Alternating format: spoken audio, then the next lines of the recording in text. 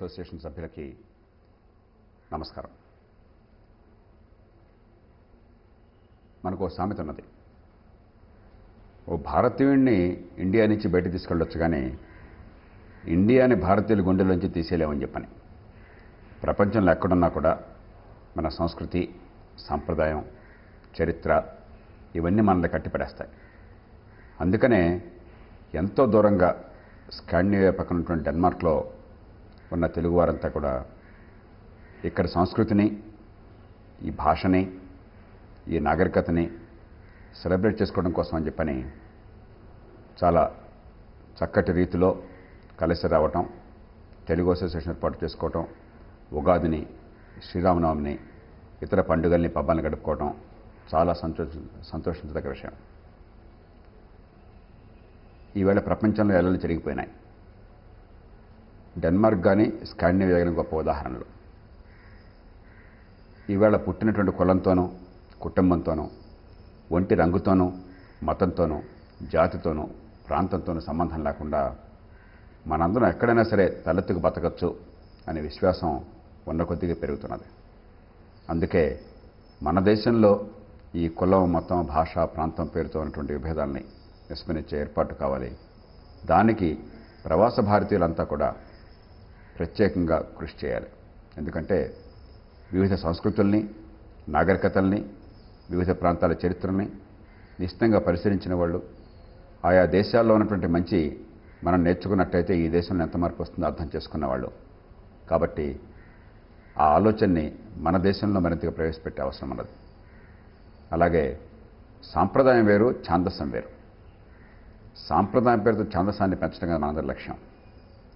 ట్యాగోర్ అన్నట్టుగా, where the clear stream of reason has not lost its way into the dreary desert and of dead habit. అభ్యాసపు ఎడారిలో ఆలోచన, విజ్ఞాన తరంగడు నింకిపోకుండా ఉండే లోకంలోకి మనల్ని తీసుకుపో ప్రభు అని చెప్పని ట్యాగోర్ ప్రార్థించాడు. మనకు అలాంటి సమాజం కావాలి. ఈవేళ భారతీయ సమాజం ఒక అసాధారణ పరిస్థితిలో ఉన్నది. ఓ పక్కన అద్భుతమైన అవకాశాలు కొంతమందికి అందుతుంటే, మరో వంక కేవలం పేదరికం కారణంగా, పుట్టుక కారణంగా మరందరికో జీవితం అంతా కూడా అగమ్యగోచరంగా అనిపిస్తున్నది. దీని నుంచి బయటపడాలి. ఇంతకుముందు ఎప్పుడు లేనంతగా అందరి శక్తి సామర్థ్యాలను వికసించేట్టు చేసేటువంటి అవకాశం ఈవేళ మన దేశంలో ఉంది. ఎందుకంటే అందుకు కావాల్సిన వనరులు ఉన్నాయి, సాంకేతిక విజ్ఞానం ఉంది. కావలసిందల్లా సమిష్టి కృషి, సంకల్పం. ప్రపంచంలో ఎక్కడున్నా సరే తెలుగువారు, భారతీయులంతా కూడా విభేదాలను విస్మరించి మీరెక్కడున్నారో ఆ దేశం ఉన్నతికి, డెన్మార్క్లో ఉంటే డెన్మార్క్ పురోగతి మీకు కావాలి, మనందరికి కావాలి. అలాగే ఎక్కడున్నా కూడా మన దేశం పురోగతి, భారతదేశం పురోగతి, మన అభివృద్ధి, మన పిల్లల భవిష్యత్తు, ప్రపంచంలో తలెత్తుకుని భారతీయులంగా సగర్వంగా నిలిచే అవకాశం, అందుకోసం పోరాడతారని మనసారా ఆశిస్తున్నాను. గతంలో ఎప్పుడు లేనంతగా భారతీయుల్లో ఆత్మవిశ్వాసం పెరుగుతున్నది ఇటీవల కాలంలో. తెల్లవాళ్ల కంటే తక్కువ అన్న భావం లేకుండా ఎవరితోనైనా పోటీ పడగలం, ప్రపంచంలో ఎవరైనా ఎదిరించగలం, ఉన్నత స్థాయికి చేరగలం, అగ్రరాజ్యంగా భారతదేశాన్ని నిలబెట్టగలం అన్న విశ్వాసం ఈవేళ యువతలో తొణికిసలాడుతోంది.